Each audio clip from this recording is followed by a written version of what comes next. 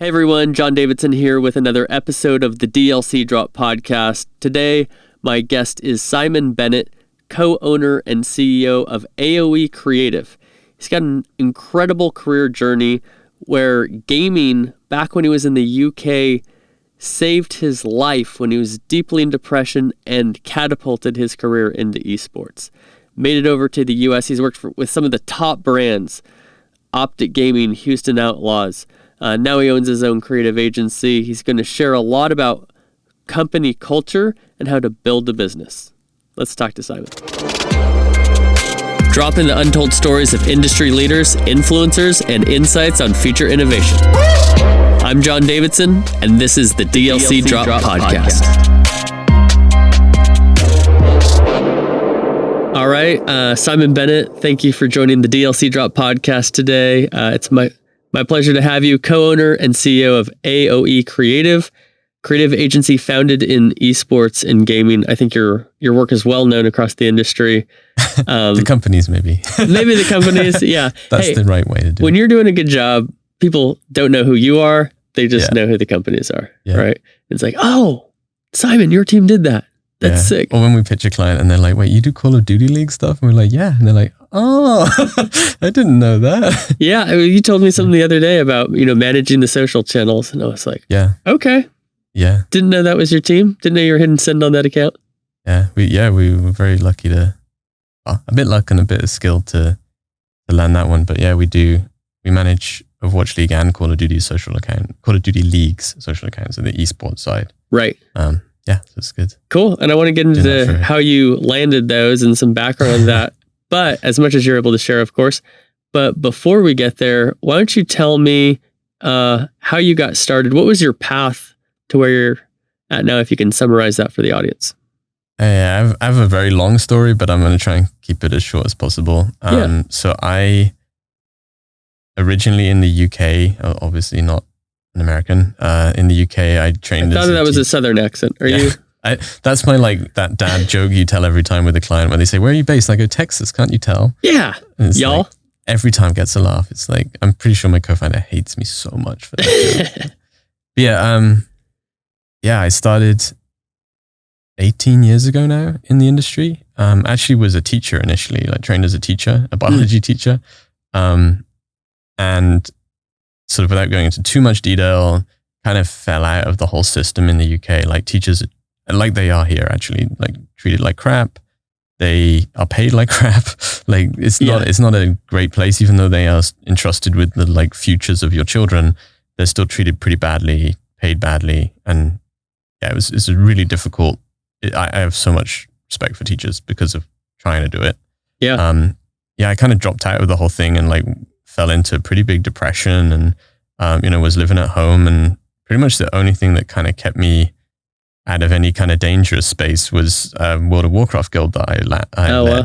And I led a World of Warcraft guild with a bunch of guys and girls. And I think one night I was just, depressed and talking about how, I didn't know what to do with my life and blah, blah, blah. And they were like, oh, what, like, this Blizzard is hiring in Ireland. What age were you at this point?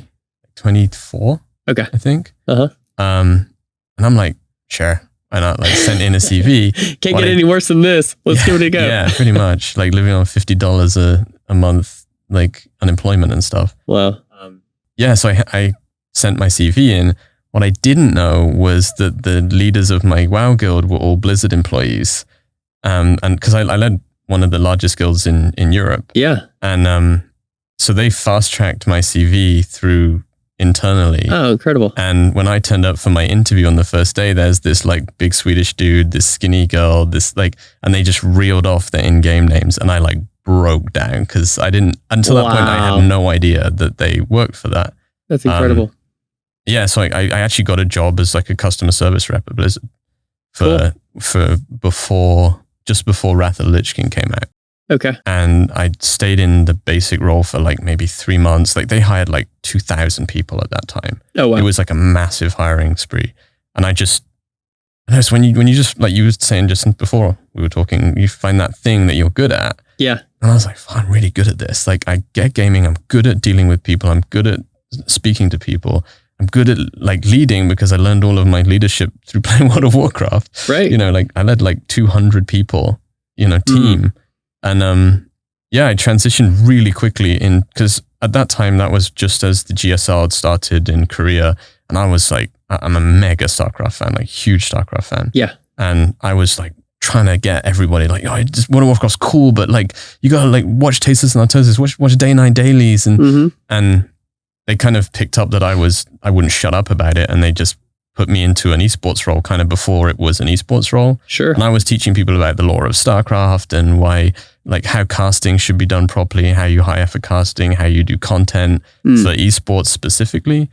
And yeah, then Blizzard did about 4 years later, they did like a massive redundancy thing. Okay. As World of Warcraft took a bit of a downturn. Sure. They had hired too many people when I came on. Okay. So it's kind of natural, unfortunately. You kind of get to learn that after you make a business, that's a thing that happens. At the time, it was a douche move, but sure. You know, then you realize actually this stuff happens. And luckily I was in Europe, so they had to offer voluntary redundancy first. And my next step was America, but I knew I was never going to get employed in America through Blizzard. It's just at that time, there was no progression outside of Europe. I was as high as I could go in Europe without being like an executive, and that was that. Okay. So I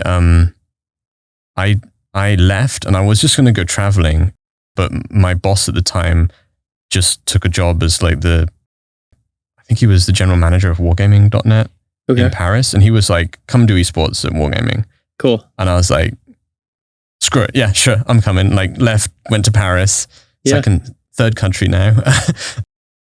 I went there, and I was literally told like, do esports. Like that was just what specifically a year esports? Before. Like what did that actually mean? They had no idea. Oh, wow. That was the point. They were just like, you get that esports thing, you do esports. And I was like, well, with World of Tanks, like, okay. Not a AAA title. Yeah, well, it was then, but not an esports title, that's for sure. That's what I mean. But yeah, like, I started with a free Alienware laptop that Alienware were nice enough to give me. I cast the events myself off with an Alien laptop from my desk in the office. Amazing. Casting World of Tanks, and we built a team.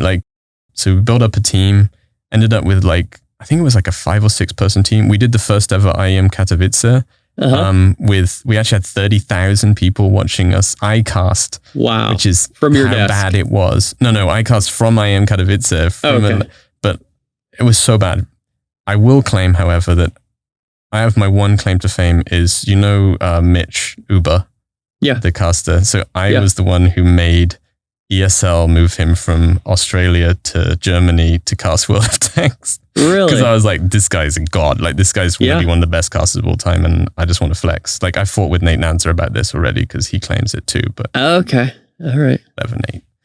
Well, But then I went Wargaming. I left Wargaming. I went to Razer. I did events and sponsorships at Razer, helping them, sponsoring Take TV and a bunch of other stuff like that, and had a lot of discussion with marketing and learned a lot about marketing and doing events, and removed Razer from Gamescom, which people weren't very happy about. But I was trying to explain, brand marketing and brand visibility is such a important, you have to understand it so well. Even Razer didn't really understand it. And a lot of brands don't understand it. Yeah. Because it's not direct sales, transactional advertising. It's building a brand. It's like people like the sexy part of marketing. Yeah. But they don't understand the technical part of marketing. Yeah. Which is a lot of data, a lot of doing something, measuring it. Yeah. And the way we say it at AoE is doing it again. We do a lot we do a lot with instinct, but we back up our instinct with data. So we have an idea. I'm pretty certain this is going to happen. Right. So this is my hypothesis. Yeah. And now I'm going to prove my hypothesis. It's a scientific approach, right? I'm proving my hypothesis or disproving all of my null hypothesis. So we approach it that way, where it's we've been, and it's not just me, the whole team have been in the industry a long, long time. Yeah. And so we know, we have that intuition of, I know this is going to work, but I'm not going to just rely on my intuition. I want to back that up with the data. Right. And people a lot of the time they just do that first part because I totally get gaming. I played video games my whole life and stuff like that. And it's Yeah, but you have to back that up. Like our head of marketing is a young guy, Thomas Hajduk. Yeah. Like super talented, but his background is in like digital marketing. Right. So he's developing into this incredible marketer, but he's got it based in the data, which is really the right way to do it, is based in the data and then gain the experience with your love of it. It's like what we always say, never hire an esports person, hire the person for the job and that likes gaming. Like it's an important factor. So anyway, sorry. Went from Razer to Faceit.com, did all of their marketing. I was a marketing director at Faceit, did the first ECS, CS, really the first time I seriously marketed with CSGO and understood the CSGO industry, which is really, I loved that. I loved that industry. I loved the people, the players. It's a really great place. Yeah. Very scrappy, even for esports. And then left Faceit and was like, I'm going to start my own agency. Like I'm going to do that myself in London. Can't be that hard. Yeah.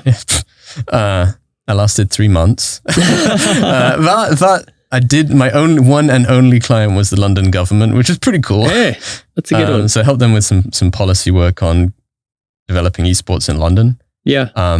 Which is, I think they're still acting on, which is pretty cool. That is cool. And then in doing so, like we were talking about before, investment, met this guy, Chris Cheney. He was like, I'm making this thing in the US. We're going to be calling it Infinite Esports. Yeah. And we're buying Optic Gaming. And I'm like, who? Because I don't do consoles. I didn't know who Hector Rodriguez was before I came to America. I had no idea. So I came over, met Markel Lee, like literally the first human being I ever met off the plane in America. Really? He picked me up from the airport. We became best friends like instantly. That's cool. We worked in the same office together. We live next to each other. It's bit weird actually. Like when we were founding AoE and the accountant was like, okay, so what's your address? Like 12301. He's like, cool, what's your address? 12303. He's like, that's pretty weird. I'm like, yeah, it's pretty weird. But unique and super cool. Yeah. I mean, I've always had this vision for what I want to do, but I'm a big vision person. I've always been aware that I'm a big picture person. I'm not a minutia person. I'm not good at all the little bits. Yeah. Markel is the like action man. Like he knows how to take an idea that I have or that we have together and actually make it into a real thing. Like him, and then combined with Nabil and combined with Thomas, they're like a godlike team. That's cool. Anyway, Infinite happened. It definitely happened. It was a learning experience. Yeah, I saw it closely as well. I was at GameStop. That's how you and I met. Yeah. We did one of the deals that I helped facilitate was with Infinite, with Optic and the Outlaws. So we built the Outlaws. That was a thing too. Forgot about that one. Yeah, I built the Houston Outlaws. That was good. Won some awards for that. That was pretty cool. You guys did some great things with that brand. Yeah, it was a lot of fun. It was us proving a lot of concepts. We had a lot of ideas for Optic that, due to some politics, we couldn't do. Sure.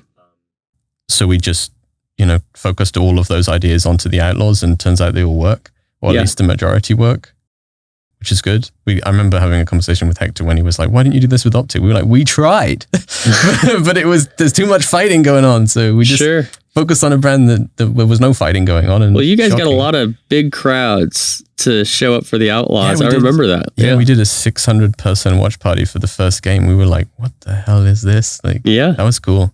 Yeah, we did a bunch of I was when we were in the Outlaws and I knew that we had money to spend, I was a big proponent for my team of like, I want first evers. Because when you're trying to make something new, you got to do first evers. You got to be first ever 2, first team 2, first North American team 2. Like, because there's so much noise in the esports space. Sure. And press especially esports press are struggling super hard. You do like a big watch party, they don't give a crap. Like that doesn't get views, that doesn't get readers. You do the largest ever North American watch party, that gets put up there, that gets views. So we were really focused on that. Like we did the first ever block party for an esports team, did the first ever multi-city player tour for an esports team. We did the first ever, the largest watch party of all time for an esports team at the time. We did a bunch of stuff. And that was this campaign band together that we did with the Outlaws. And I think we're probably one of the first ever teams to actually build a proper 1-year campaign, like an actual marketing campaign. Most of the time, campaigns are driven by the partners who will come in and like yourselves when GameStop are like, okay, we got this campaign running and we've put you in as a team into our campaign concept, and you don't really get to do the campaign. You're just doing our campaign part. With the Outlaws, we didn't have partners at the start. Nobody really knew what to do. Right. So we were like, well, we should build a campaign and then bring our partners into our campaign. And they have something to sponsor. There's sponsorable assets. So we locked down T-Mobile because of that, because we were the only ones. We were like, well, actually, we've got these events booked. We've got these watch parties booked, all part of this large campaign. We can put like extra little items into it that we already planned all this. So we just put you in.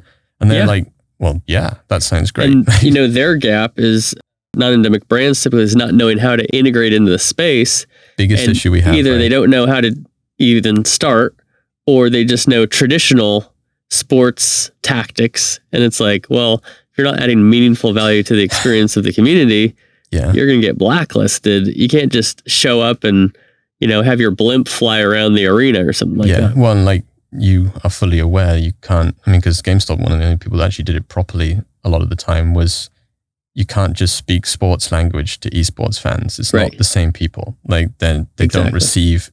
Ironically, the only group that you could do that with are the fighting games industry, who nobody wants to sponsor because they're scared of them. But just so Outlaws was awesome. Optic was actually really fun. We learned a lot. Infinite, it learned a lot as well. A lot about business at Infinite.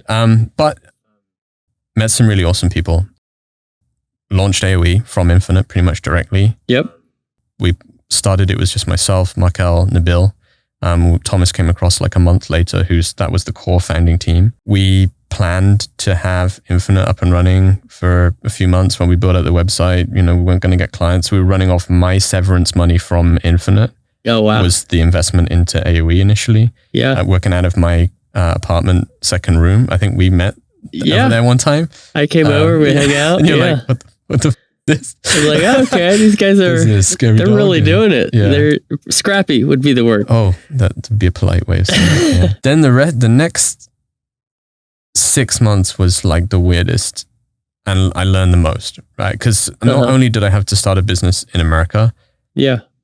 Oh, sorry. Not only did I have to start a business, but I had to start one where I didn't know anything about the law, the taxes. I didn't know anything about that. I still don't know some of it, honestly. Sure. So I had to learn that whilst running a business. Thankfully, and I think one of the strongest things we have as a team is we're very good at hiring the right people. Very, very good at it. And that has helped us a lot with. What does that process look like for you guys to make sure that you're hiring the right people? It's tough. Okay, so I'm going to lead this with a small story. When we're discussing, putting out a new website soon. Yeah, soonish.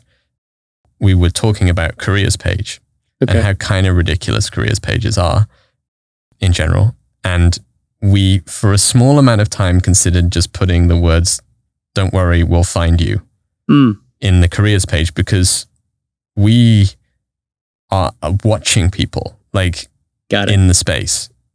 Like all the time. Yeah. So one of the things we do, and again, I'd love to talk a bit more about company culture in a bit, but one of the things we do every Monday without fail is we do an hour to an hour and a half share, where we just share and talk about cool stuff that we found, not just in gaming, but with other agencies in industry and sports and promotion. And we talk about what we like. And part of that is to encourage all of our staff to find people, find amazing people that are out there. So almost all of the stuff we have right now, we either knew we wanted or were a recommendation from someone we trusted. Yeah. We have had almost no staff come through a form or a job application. Almost none. From my experience, I've never hired somebody myself. I've worked with a small company that hired people. I've obviously been hired by a number of companies, but every good job I've got was through relationship. Yeah. They knew somebody. Exactly. Yeah. So we do that a lot, especially when you're hiring for really big clients, is you better be damn sure that you know that person is going to be able to, because I don't know if it's just for our agency. I'm pretty sure this is the same for every agency. You hire, at least at the beginning, as the clients come in. Right. So you have your eye on people and you're like, okay, so if we get this deal, this person, this person, this person, if we get this deal, oh, we got this person, and they're all aware that you're like, all those people we're saying like, okay, we're pitching, Activision Blizzard next week. And if it goes through, you're starting on Tuesday, like that's the mindset. Yeah. So that's always the game with small business is you can never find the perfect balance on exactly the right amount of clients to support your business. You always have to try to go past because you're not going to land everybody. And then there's that question of, if I land it, how am I going to do the work? Yeah. But you have to do that, and then you figure it out as you go. Or add on top of that, culture, right? So one of the big founding factors we had for AoE is we don't like the traditional agency model. Okay. We really don't like agencies that are pretending to be 50 people when actually it's 3 people and 48 contractors. Because that's... Be transparent. That's tricking the client to some extent. Some clients are okay with it. They just know that's how it is. But the problem with that is the motivation is wrong. Yeah. And also the quality is sporadic. So brands like that can put out the coolest, best quality project because they just happen to have the right contractors available that are a great combination, or they can put out trash. And that's a big risk because there's a lot of consistency there. Exactly. Yeah. So one of the things, plus there's just the freaking moral reason that you should give people a proper job and like job security and insurance and like all of those things are important to building a proper company, right? Like how are you going to build a good culture when people are in and out, or they can't send you their contract and you didn't pay it for 2 weeks and blah, blah, blah. Like, a large and don't get me wrong, we use contractors like everybody does. Sure. But we'll use them for like illustration because illustration is different every time. It's really hard to find someone who has like, I can just illustrate any style. Of course. And we don't like to do clients the same. So we're unlikely to recommend the same illustrator for 10 jobs. And we have some designers that can do illustration. Sure. So we use them for like concepting. Yeah. But then so right now we're working on a really big brand for a large streamer. And okay, that's probably all I can say about it. But we are getting an illustrator for them. We used an illustrator. Yeah. But it had a specific style that we were looking for, and we had like 20 illustrators. We were like, these are the list. This is number 1, number 2, and we're going to contact them all. The only other thing we would use it for is website development. And actually, the only reason we do that is that web developers are freaking expensive. Yes. They're so expensive. And for a small company like ours, we just have 3 people that we work with all the time that we know are always available, that we know make 5 times what we can pay them. We know they're reliable. We know they're good.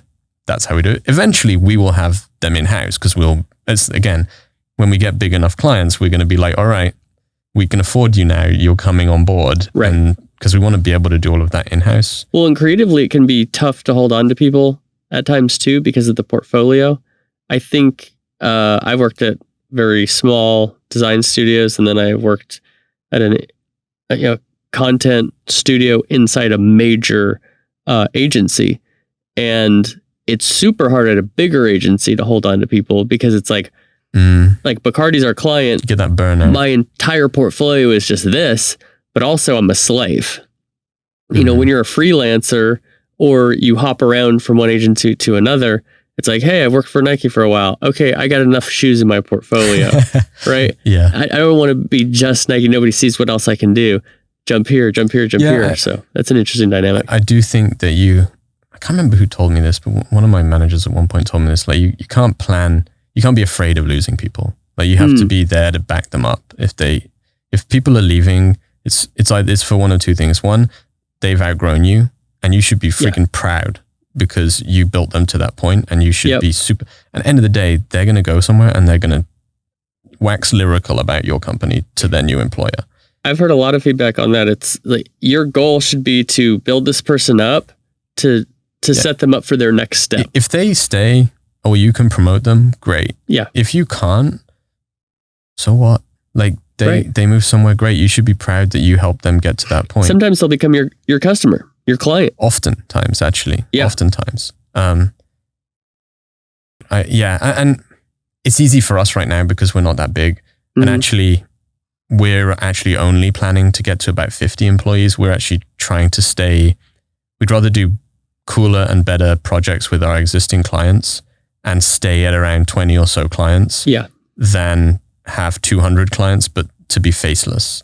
And one of the things we always say to our clients, and why we don't like the agency model in general, is our goal is to be like a department. It's like, we're like your marketing department. So at any point you can poke us and be like, it's why we don't do by the hour contracts. We just don't. We just go, it's a contract for this and this. And during that time, we're just available. Like, we have a Slack channel open or a Discord channel, and we just chat. I mean, literally, we spam memes and dumb comments and talk about the gaming industry to like Blizzard's marketing team in our Slack channel, because we're all friends. And it builds a great rapport, right? Yeah. And they trust us. It's why we have relocked our contract with Blizzard for this year. You know, it's and actually it's growing a little bit. Cool. It's because we like working with them and they like working with us, and they trust us. And we tend to work on this like traffic light system where we do have a scope of work, and it does have deliverables and amounts of revisions and things like that. But if we have to do a couple extra things, it's no big deal. Like, we're flexible. If they ask for like 400 more graphics or a 3D motion graphic that's 2 hours long, there's going to be a discussion, and they're aware of that. And I think that setting that expectation is important. But what we don't do is at the end of the month go, by the way, we worked an extra 20 hours. Here's a bill for $8,000, right? Like, that's what we don't do. Because I've had that happen to me when I've worked with agencies, and it feels awful. Yeah. Like, you feel like the agency's tricked you. You feel like they've betrayed your trust. I mean, I'm sure you've done this, right? Where you come into the meeting, the agency's on the other side of the screen or table, and they go like, right, what have you got for us? And you're like, aren't you the agency? Right. Aren't you supposed to have stuff for me? Like, I want ideas, not like, we pay you to tell us what's the right thing to do or help us with that. And we always say to our clients, look, honestly speaking, if we're not slightly annoying for you, we're probably not doing our jobs, because we have a lot of ideas. Like, we put creative in the name of our company for a reason. You know, we're very creative. So if we're not coming to you with new ideas and concepts and like, oh my God, we totally have this idea, and getting excited, then you probably should stop our contract, because that's what you're paying for. Like, we know your deliverables and they're going to get done, but that's the baseline. Like, we should then be coming up with cool ideas and like, oh, we've been doing this and this for your brand. You know, that's important for us. So that's kind of the mindset we have around it. Yeah, it's interesting. I very quickly went from an agency to a brand who was a client of that agency. It was so funny to see the dynamic on either side so close together, because when you're at the agency, it's like, the stupid client, they won't answer an email. They've got all this stuff. They won't take like, our great I just ideas. Want it bigger again. Look what the hell? Look at all these great ideas we have. They won't do them. Blah blah blah. Then you go over to the brand and the stupid agency. They don't get it. They won't give us anything that's any good. Blah blah. And it's a hilarious dynamic to see both sides of that coin. Yeah, and like you said, it's why it's so important to have a great rapport. Yeah, and don't get me wrong, I'm by no means an expert at that. But like I said before, like, my origin is in customer support. Yeah. And a CEO is just a customer support agent. Like, all I do is support my customers, which are the clients, and my staff. Yep. Like, and I was actually thinking about this before I came, like, it may be slightly weird way to say it, but a job as a CEO is to aim to be the most useless person in the company. Like, okay, talk a little about that. Because if you're the most important person in the company, you are not delegating trust or skill set enough out that you become a danger, because you're now, like, even now with AoE, right? There's some stuff that I'm very important about, like new clients, right? Sure. Like, every CEO at the start of every company is the biz dev guy, right? Yeah. Like, I lock in new clients. That's my job, my responsibility. It's the highest responsibility you can have. Yep. Because if I don't lock in clients, my staff don't get paid. Right. And that's important. But eventually, my job is to be sure that if the company loses me tomorrow, you can still go. Markel, for example. Or you can go on vacation. One of these days. I don't know any CEO that does that. But yeah, like, the company needs to be able to function without you. So your goal is to make it so that it can. Well, if you're a bottleneck too, if everything's coming from you and you're too intricate and sometimes we can suffer with insecurity from the standpoint of, I'm a little insecure to hire this dude, or like, he's better than me, or smarter. Giving out trust is such an important thing. And I think that you have to trust, people have to, when they come in, they should have your 100% trust. And they lose that trust. They don't have to earn your trust. Like if they come in and have to earn your trust, then you're taking the wrong approach with them, or you hired the wrong person. That's a good point. Yeah. Like when I hire someone, I need to be like, this guy's amazing, or this person is amazing. And I know they're amazing, and I'm going to treat them as such from day one. Yeah. And if they then mess up, that's when I tighten the reins a bit. Sure. And then we control a bit more. And then if they get better, I loosen the reins, but you should start with loose range and let them have freedom. And I think ironically, a good example of that is our two other founders, so the minority owners, which is Thomas and Nabil. Both are young, or young in the role, or just young. Right. And recently, like they're probably the two I'm most proud of in the whole company, because Nabil, I mean, that guy has just like found his calling. Like he was a caster, and then he was marketing events guy. Like, and we actually put him in that role because he got put in a really crappy role at Infinite, and we saw some potential in him and wanted to like see if he would be good at that, which he is good. He's great with people. Yeah. To like now he's a PM. Cool. Like, and ironically, I don't think he ever would have thought he would be a good PM, but he is like, he craps on every other PM I've ever worked with. Like, because he's organized, he has a science computer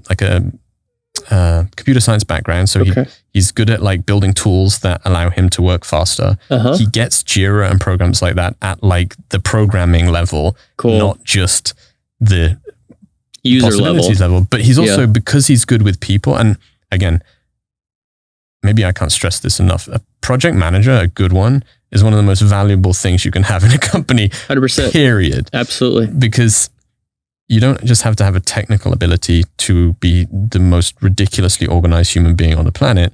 You also need to be amazing at talking to people. Right. And great, because you got to tell designers who do not want to do that task at the last minute. I know this so well. That they have to do the task. Right. So you have to build a great relationship with them, or they're going to have developed this hatred.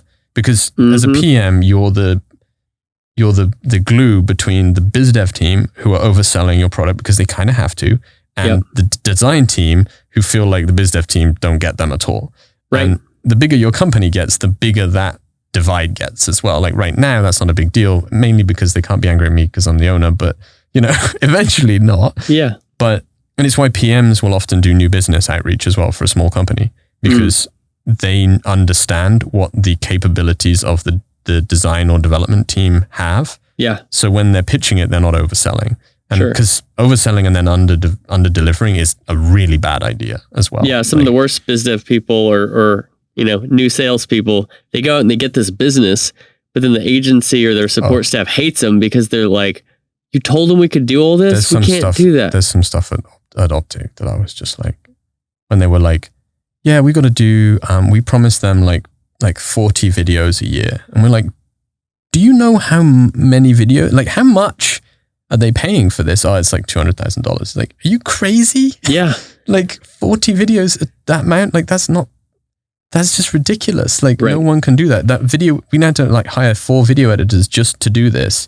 Yeah. And they're going to hate themselves. And the brand is not good for the brand, because Optic is a very strong brand, and it needs to be like 70, 80% Optic, and then sponsors building up the 20, 30% of the revenue, right? As soon as your sponsors are over 50%, you're just the sponsor bullshit brand. Right. That just does sponsor deliverables all the time and nothing else. It doesn't feel organic. The fans will drop off because they don't feel like you actually care about them. Like, anyway, PM, super valuable. Nabil is an absolute god. And then the other one is Thomas. Like, Thomas is super young, super passionate about the industry. To begin with, when he started at AoE, the passion was a little higher than the capability. So he had a lot of technical knowledge, but he would let the passion like overwhelm him, and he'd get very frustrated, Rightfully so. What is his role? He's the head of marketing. Okay. Yeah. For us.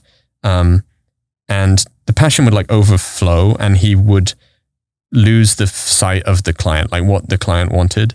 Yes. And he'd get frustrated, and that frustration. It was what he wanted because he was so passionate versus. And he was right. That's the thing. He was right, but it doesn't matter because no matter how right you are, if the client feels your frustration, they just don't want to listen to you. So we worked a lot on, he worked a lot on that. He's got he did a lot with building up his background understanding. And like now, like, well, even for the last year, like it's mind blowing his ability. Like he's leading, like we have a couple of very, very large clients, one of which you know, but I can't talk about. Of course. He just built like a 50, 60 page, 3-year marketing campaign for $1 billion company. Wow. And like, I read through it. Actually, today we went over one of the larger final parts of it now that Markel's made it look really, really sexy. Sure. And I'm like, holy crap. Like there's a few times when you do work that you're like, God, we could take on really big companies with this kind of stuff. Like that's a great feeling. This is big company stuff. We're a real deal now. That's cool. And this came from like 25-year-old dude and he has just dived into learning about the industry. Like he's made connections with marketers at like Basic Agency, Paper Crowns, and they share information. There's this bunch of hungry young people who like, there's a couple of clients we have now that I have no, other than being that annoying CEO in some of our main meetings, I have no connection with. And I am like happy that I don't, because I know the work is better when he does it. Incredible. And that's cool. Like that's so cool. And I know some owners especially get upset by that. They want to be involved in everything. I've experienced that with bosses in the past where like they just want to be cool. They want to be part of the cool project. They want to be able to put their but really you should just trust your people that they can do it. Yeah, one thing I want to talk a little bit about is, we were talking about this before we started recording, is growing a business. And so what you're talking about right now, it's great because it enables you to scale. When you're not the bottleneck of everything that happens, everything doesn't have to go through you. You're hiring strategically, you're hiring smart people, and you're empowering them. You're in this interesting situation right now where you're going from startup and you're now a small business, and you said there's not a lot of material on this because it's not the sexy thing of like, oh, start a new business. It's how do you scale from small to a little bigger to then a little bigger. And I know from some of a mentor, I was actually talking with him, and he said, a lot of businesses fail because they're not set up to scale properly. So once you get to a certain point, you can't handle that, and then you just go out of business. Especially agencies. Yeah. Like you said before, like going back to that point about hiring people for projects, we kind of work on this concept of like, we need to be at a point where we're almost breaking because we've got too much work before we hire people. Right. Because what I don't want to do is lose a client and have to fire people, because that's awful. First of all, for them. It's also awful for you as a leader's state of mind, because no matter how much of an ego you have, nobody likes firing people. It sucks. Like seeing the devastation on someone's face when you fire them is horrible.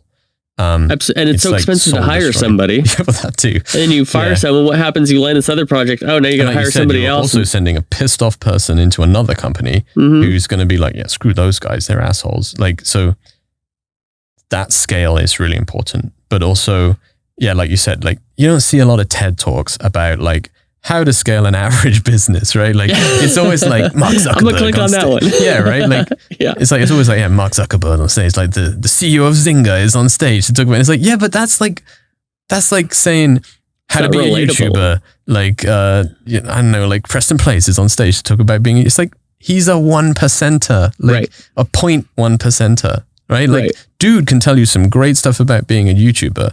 But at that point, I'd rather speak to someone who has 1,000 followers on YouTube on like how to make the next step than the dude who has 20 million followers on YouTube, because that's a while away, right? Like there's and like we said, like Facebook is started just like every business started. It's a couple of friends in a house or an apartment. They got a vision, they got an idea, but then it went like, and most businesses don't do that. Like, and I think that's the there needs to be more information on people who say like, hey, here's how I scaled from 3 people to 10 people. Here's how I scaled from 10 people to 20 people. Here's how I scaled from 20 people to 50 people. Like how to do it properly. Like all those annoying things that you don't know, like I was talking about before, where we're like, okay, we're actually getting a real office now. And all the shittiness of getting a real office. Like, I mean, a lot of people I know who maybe listen to this have bought a house, right? Times that by like, now it costs you $100,000 a year as a deposit. And overhead. Yeah, all the overheads, the internet, I mean, my God. I mean, I'm going to shout out to Spectrum actually, because they just gave us a great deal, but like, it's still like $800 a month for your internet. Like, what the hell? Like all that stuff. And you know, more money, more problems. All these things that are like really, just no one talks about because it's boring. It's the boring stuff. Right. And it's like, that's the stuff that really screws people, I think. Like how to do your taxes properly. Like before I started a business in America, I was always like, how did these famous people get screwed over? Like, how come they keep going to prison for messing up their taxes? Like, then I did taxes. And I was like... Now, some people just didn't pay them. But there's also you could just a lot be breaking the law by accident. Right. You don't even know it. Like, we just switched over to a new payroll system where luckily we're growing really well and we have a good profit. So people actually want us, which is nice too. It's always nice when... shockingly, you have money, people want to suddenly they want to give you some cool stuff. Of course. We just moved over to this new system and they're like, wait, you didn't do what? You don't have the I-51234 form? Like, what the hell? You've been like breaking the law for the last year. And we're like, I didn't even know that form existed. Right. I have no idea what that is. Like, shows the importance of accountant.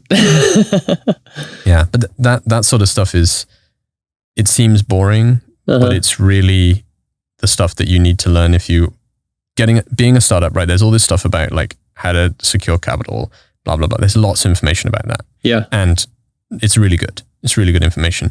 There's not a lot of information about like, okay, so you survived, we called it the don't fuck up year. Sure. But there's a don't fuck up year for every company, which is generally your first year. Yeah. Right. Which is like, get through the first year without screwing up. That's like we even said that to investors, right? Like this year, our goal is to not fail. That's the only goal. Yeah, then we'll think about profit. Right. You know, so, and we were very lucky. We, in our second year, broke $1 million revenue mark, which for us was huge. Also, it meant Thomas had to eat ghost chili on video, which was the main motivator. He's still got to do that. You're like, I'm going to work these weekends. We were sitting in LA, actually, when we got our investment, just after our meeting with Axiomatic, having breakfast. And he was like, we filmed it on my phone. Him saying like, if we ever hit $1 million in 1 year, I'll eat a ghost chili. Famous last words. And we were like, okay. And all staff knew this. And that was everyone was talking about revenue because we share quite a lot internally about like how much we're making, how we're doing. It's quite important. We also do like a massive report to our investors every quarter about not just how we feel, right? Not just money, but how we feel. Right. Clients we got, what excites us, what doesn't excite us, what we're worried about, all of that. And the main thing everyone cares about is how close is Thomas to eating ghost chili. That's the main. It's just so stupid. But maybe you should get somebody. It sounds like Thomas is pretty crucial.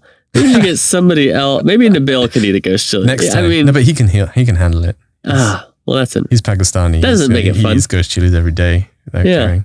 Well, you mentioned a little bit about investment, and Axiomatic is your investor. There's some famous people. Michael Jordan is an investor in Axiomatic, and they've got some famous Team Liquid, I believe, as well. Yeah, well, actually, that's how we met them. Talk a little bit about that process of how you went about compared to. Do you want to talk about America versus England process? Yeah, let's do it. We have about 20 minutes here, so I want to. Oh God, I want to get that in. England, it was horrible. Nobody wants to talk to you. You have to have an airtight business plan in the first meeting with your investor, who will probably tell you it's crap and that he will never speak to you again. That's England. The only investor I got in England was American. So there you go. Okay. America is a different story. The land of opportunity. Yeah.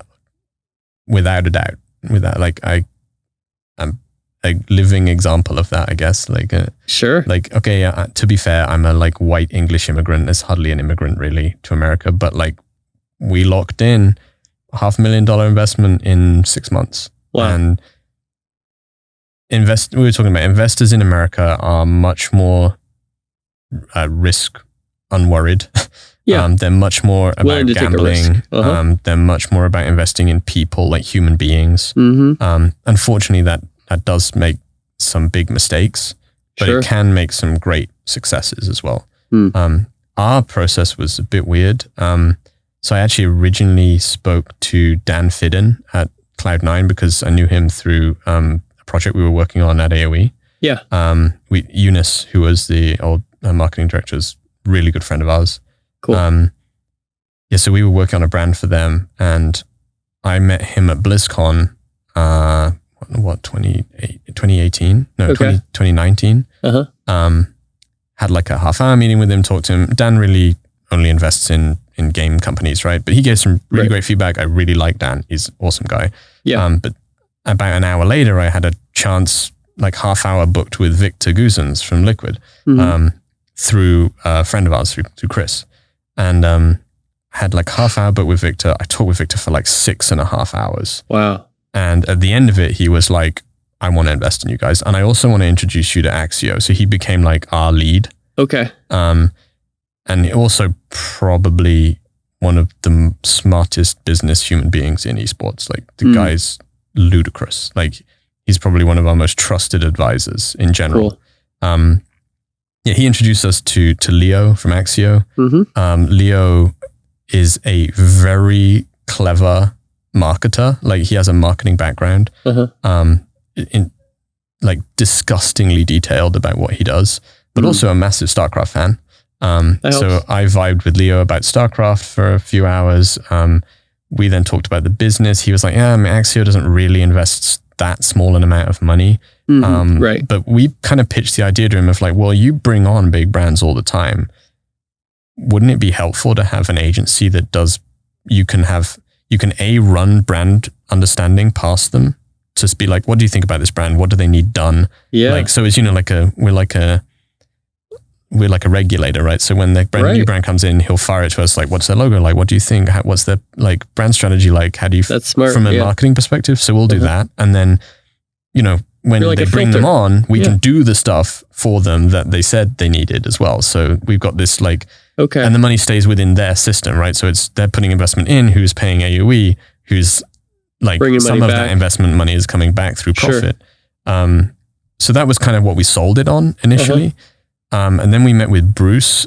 We had like a grueling hour around the table with Bruce. That was terrifying. Like, especially what were some of the questions that he had for you guys? So he mostly posed case concepts to us. So he'd be like, so this team, we own Team Liquid, right? And we're like, right. And he's like, what would you do with it? Right. And like, you're like, like, at the time we were like, well, kind of Liquid is, I do a lot of like comparison when I do branding work. And in fact, we all do, Markel mostly. But we were like, well, Liquid's kind of like the Mercedes of esports, right? Like it's all about quality over quantity. It's all about like, this is the thing everyone wants to achieve, is to be at Liquid's level. Like, and they're not, and this was 2 years ago now, but at the time we were like, well, they're not really like, was this before they did a deal with Honda? Because that was ironically, but and so we went through that, and then he asked us a lot about like our projections and targets, because one of the things I learned in the UK, and actually that's one thing that I would say, and that I do now is I will share, minus some very like important data, pretty much anything about our business build with anyone who's starting a business, because a few people did that for me when I started a business. And actually, when I talked to you, you did the same for me when I first talked to you about it. And you were like, this is what I learned. And it was like no hold barred. And I actually think a lot of new business owners do this, where they'll be like, I remember when I really wish I had that information and no one would freaking tell it to me. Right. So I'm going to tell anyone who asks what I believe. And so love that. That's one thing that a few people shared me, is like, be open, be like realistic about your projections as well, because you might get investment on being unrealistic with your projections, but you're not going to have fun.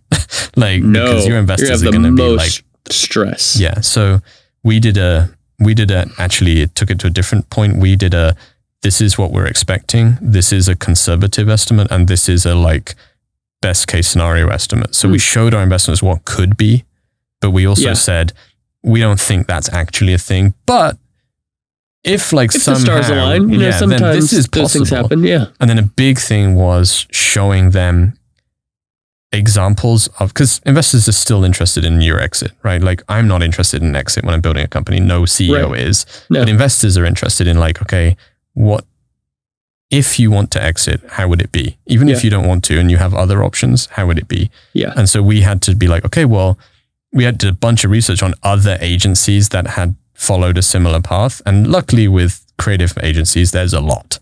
Like you just need to go like Media Monks and they sold for like $300 million on their like year 6. And so there's a lot of like good agencies that are great examples of how because there's a gazillion agencies.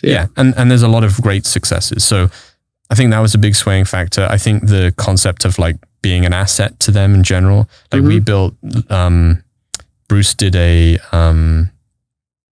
really important like speech about esports at TechCrunch, or one of the really big conferences. Okay. And we did like his whole presentation with 3D animated PowerPoint slides, and that's awesome. Like, and he just blew everybody's minds, know, by that. So there was some stuff there that we do as well, but yeah, it's been good. And I would say, people say it all the time, but you do have to really believe it, is like pick the right investors for you. Like we were lucky that I like Victor because Victor's really blunt like I am. And I like that feedback strategy. I don't like beating around the bush. I'd rather someone just said, you're an idiot and this is how it is. Yeah. I like it a little softer, but yeah, it's different. I think it's a European American thing as well. Maybe so. And then Axio is very hands off, but they're very supportive as long as you're not trying to hide things from them. Yeah. And then Chris is like the crazy visionary guy. So if you've ever got crazy ideas, you just fire it at Chris and he just goes crazy with it. Nice.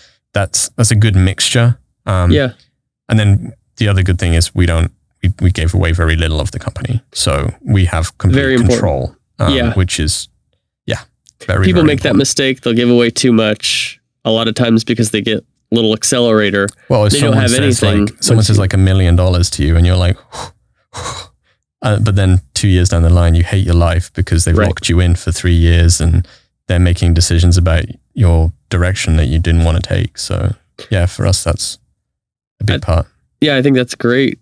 Walk me through a couple, just for our audiences, people who are going to be listening to this are going to say, are looking for funding, and some investment. What are some do's and don'ts that you can provide to us that you know from experience here?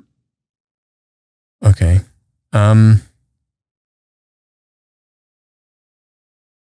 Do allow yourself to dream about what it could be. Okay. Like don't keep that to yourself. Like don't water it down for an investor. Like pour your freaking heart out to them. Like that's, especially in America, that's really important.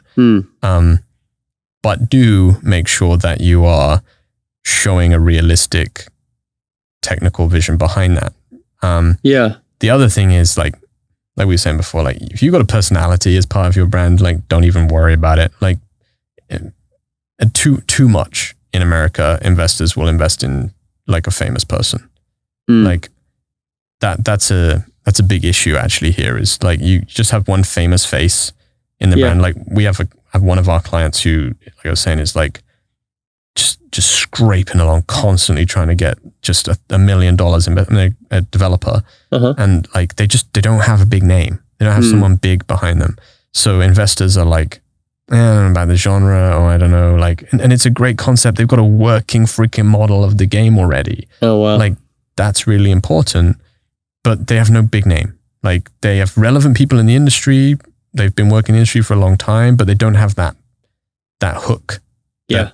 The investors know that person can be used for marketing purposes, which allows the brand to get that inflation, which means it's a more, there's a reason why that's interesting to them. But the same investors will invest in another new company with the same concept just because they have Joe Schmo who launched the first ever one of these games and has a following on social media. And that, I think investors need to be really careful about that. Investors themselves need to read business plans more and stop looking at the people. And you as a person coming in, if you're not famous or have a background that the investor can understand, you better be damn good at selling your product. And you better show so much passion that the investor can't look away from you. I think that's a big factor. And if I would, I'm definitely not at the level of investing in people yet, but sure, the big thing that I'd look for is intensity. The more intense the person is, the more you know that they're I have a really good friend, a guy called Ritesh Patel. He owns a company called Ticket Ferry. It's a ticketing company. It does tickets for events. You wouldn't think that's that interesting.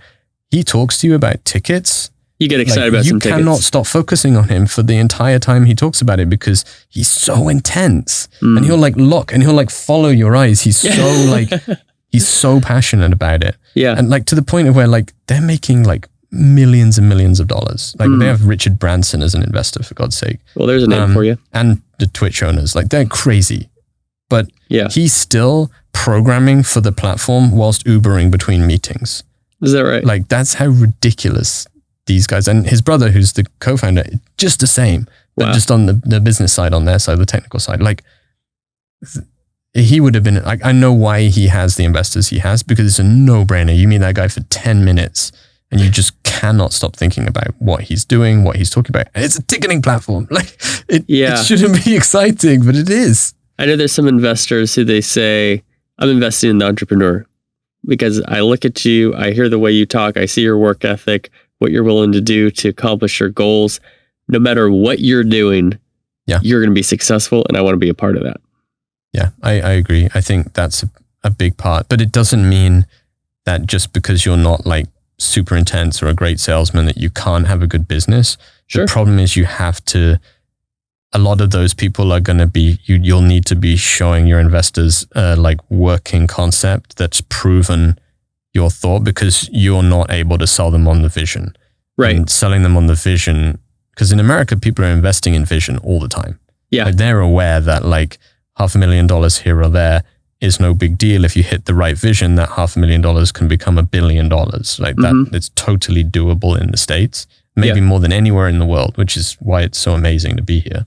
But it doesn't mean that if you don't have that, you can't be super successful, but you better have a really good working prototype, because that's the only other way you're going to get it. Is if you can't sell it, you need to show them. You need to be able to be I'm not going to say a word here. I'm just going to show you that our platform or whatever we've worked has done this in this amount of time.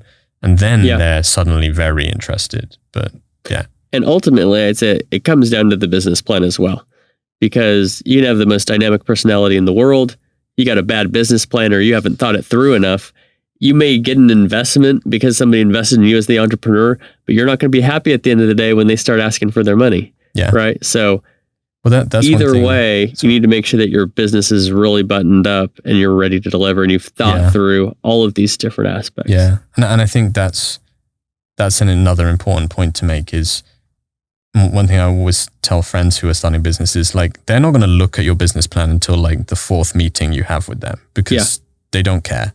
They're only going to look at it when they're starting to think about actually putting money in. But when they do, you better be ready. You better be ready to hit. They're going to ask you a lot of questions, and you're lucky if it's just the investor, because they're probably going to send your business plan to their accountant. Right. And that's the guy you don't want to, or girl that you don't want to talk to, because that person's going to tear you apart. You guaranteed you did a bad job. Guaranteed. Just accept that you did do a bad job. There's no good business plan on day one. Get ready to receive some feedback. You better be ready to take feedback and adjust your business plan to it. Because when they're giving you feedback on your business plan, their intention is probably to invest in you. Yeah. And at that point, it's yours to lose. So if you can't adapt fast to what they've given you, then you're going to lose their investment. You're not now trying to win it. You're trying to not lose it. That's a big part of that stage. Because up to that point, you're trying to win their belief. Right. And then after that, you're trying to not lose their money. And in fact, from the day you get it, that business plan, you're trying to not lose their money. Right. Until you give them all their money back with their interest, you're trying to not lose their money. And that's a big part of that. I love that perspective. I feel like I could talk to you forever. We need to have you back for another one.